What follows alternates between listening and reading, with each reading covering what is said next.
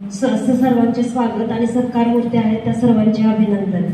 Doctor Babasaheb Ambedkar, राजमाता जिजाऊ सावित्रीबाई फुले आणि फातिमा शेख यांच्या जयंतीनिमित्त नालंदा बहुउद्देशीय सामाजिक संस्था आणि धम्मसहारा ग्रुप यांनी जो हा कार्यक्रम आज आयोजित केलाय त्याच्यामध्ये आमच्या सर्वांचे सत्कार झाले, त्याबद्दल आम्ही त्यांना धन्यवाद मानतो।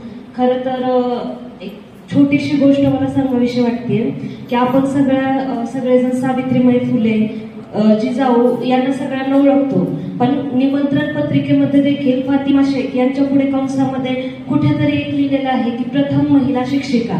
म्हणजे इतके वर्ष झालं की त्यांचं म्हणजे त्यांनी कार्य करून इतके वर्ष झालं, आपल्याला काही मोजकेच जे आपले सामाजिक कार्यकर्ते होऊन गेले त्यांचीच नावं माहिती आहेत आणि अजून देखील फातिमा शेख यांच्याबद्दल पूर्णपणे सगळ्यांना माहिती नाहीये। म्हणजे अजूनही ते कंसामध्ये त्यांच्या पुढे लिहावं लागतं की त्यांनी काय काम केले ते, याची खंत कुठेतरी वाटतेय। पण ठीक आहे की आता इथून पुढे त्यांच्या समाजातील पण ज्या महिला आहेत त्या पण खूप पुढे शिकतायत आणि आपण सगळेजणही खूप चांगले काम करतोय। खरं सांगायचं तर प्रत्येक पुरुषाच्या मागे महिलांचा हात असतो असं म्हणतात, जसं की डॉक्टर बाबासाहेब आंबेडकरांच्या मागे माता रमाईचा हात होता, छत्रपती शिवाजी महाराजांच्या मागे देखील राजमाता जिजाऊंचा हात होता। जिजाऊंनी त्यांना सर्व काही शिकवलं, म्हणजे शस्त्रविद्या असेल, तेवढ्या जुलमी काळामध्ये देखील शिवबांना स्वराज्य निर्मितीचं त्यांना स्वप्न दाखवलं। खरं तर जिजाऊंनी स्वराज्य निर्माण केलं असं म्हणण्यापेक्षा जिजाऊंनी आपला जो महाराष्ट्र आहे खडखड डोंगरामधून जरी खोऱ्यामधून आपला महाराष्ट्र कोरलाय असं म्हणायला मला जास्त योग्य वाटतं। त्याच्यानंतर सांगायचं झालं तर सावित्रीबाई फुले, तर त्यांनी तुम्हाला आता आपल्या सगळ्यांनाच माहिती आहे की दगड, धोंडे, चिखल, शेण हे सगळं खाऊन त्यांनी एक समाजाला स्त्रीसाठी जो शिक्षणाचा मार्ग होता तो त्यांनी खुला केला। तर सावित्रीबाईंनी जे काही शेण अंगावरती झेललं त्या शेणामधून त्या पिण्याचंच नाही तर त्यांच्या देहाचं देखील खत, आणि ते जे खत आहे त्या खतामुळे आम्ही सगळी वाढलेलो ही जी फुलं आहेत या सगळ्यांचा सत्कार इथे आज झालेला आहे।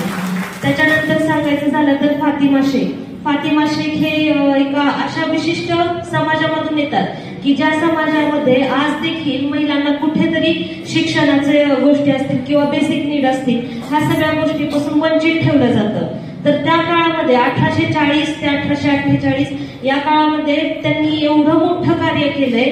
खरं तर हे आपल्या सगळ्यांना माहिती असायला पाहिजे की त्यांनी सावित्रीबाई फुले, महात्मा ज्योतिबा फुले यांना सपोर्ट केला। त्यांनी पहिल्या शिक्षिका होत्या, त्यांनी एकच शाळा नाही तर 4 ते 5 शाळा त्यांनी सांभाळल्या आणि सावित्रीबाई फुले यांचं निधन झाल्यानंतर देखील जे काही सामाजिक कार्य होतं त्यामध्ये त्यांनी खूप धडाडीने कार्य केलं। तर एवढंच म्हणावं असं वाटतं की आपण ज्या एवढ्या महिला आहोत की यांनी सगळ्यांनी आपापल्या परीने आपल्या समाजातील जास्त नाही 4 ते 5 महिलांना सपोर्ट करा की आपल्यापेक्षा लहान असतील, की ज्याच्यामुळे त्या आपल्याकडे बघून त्यांना काहीतरी करावं असं वाटेल आणि आपला समाज अशा पद्धतीनं ज्यावेळेस आपण आपल्या समाजामध्ये आदर्श निर्माण करतो त्यावेळेसच आपला समाज कुठेतरी जाऊन सुधारतो। तर प्रत्येक महिलामध्ये 3 गुण असायला पाहिजे त्या तिघी जणींचे, जसं जिजाऊंमध्ये शौर्यता, धैर्यता होती, आपल्या प्रत्येकामध्ये आताच्या काळामध्ये आपण बघतोय की खूप साऱ्या अशा घटना होतात की ज्याच्यामुळे आपलं कुठेतरी खच्चीकरण होतं।